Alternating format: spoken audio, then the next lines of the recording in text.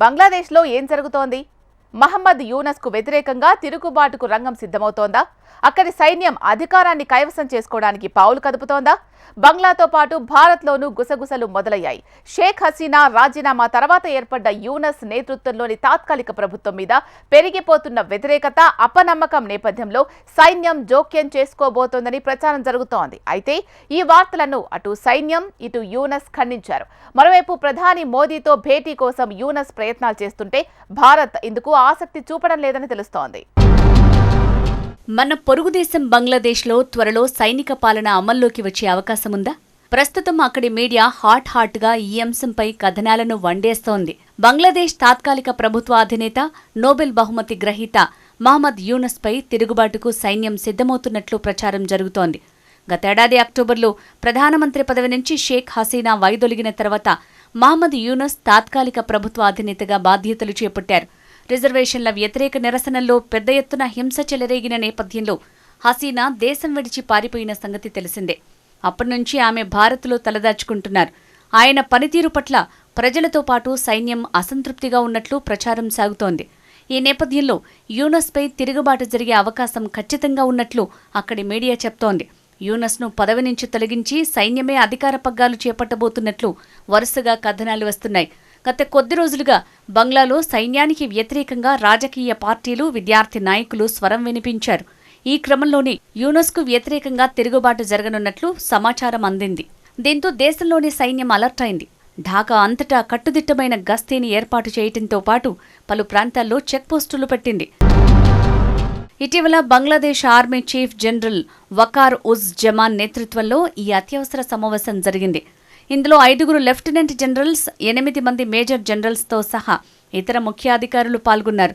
భవిష్యత్తు కార్యాచరణపై వారు చర్చించినట్లు తెలుస్తోంది.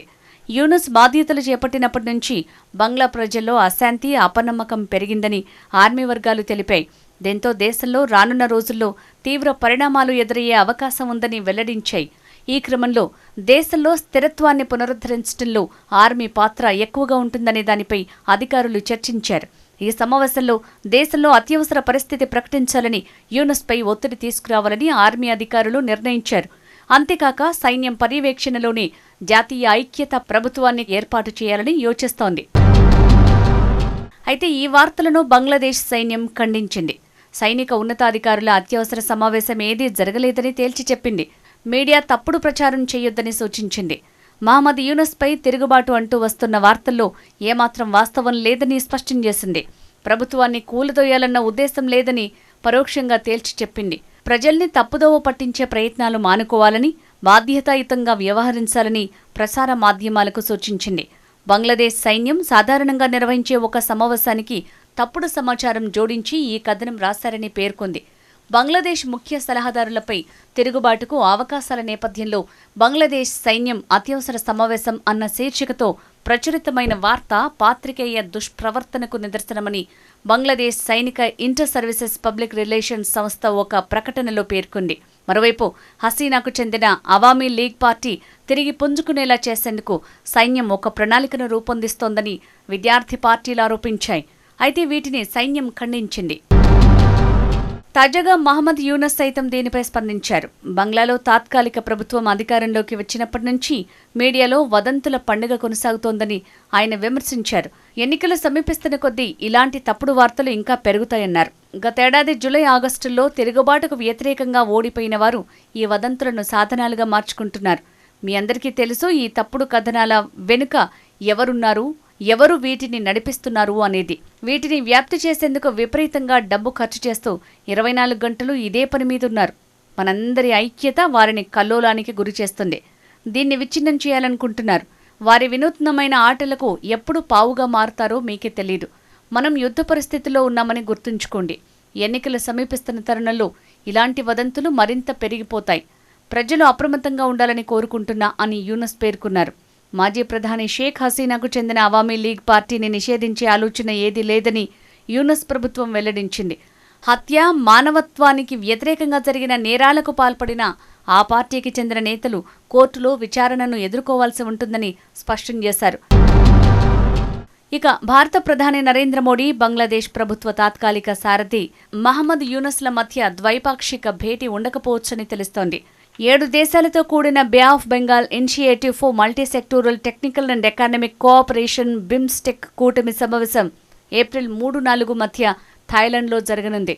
ఈ సందర్భంగా వీరు చర్చలు జరిపే అవకాశం ఉందని వార్తలొచ్చాయి. ఇద్దరు నేతల మధ్య భేటీ కోసం బంగ్లా అధికారులు భారత విదేశాంగ శాఖను సంప్రదించారు.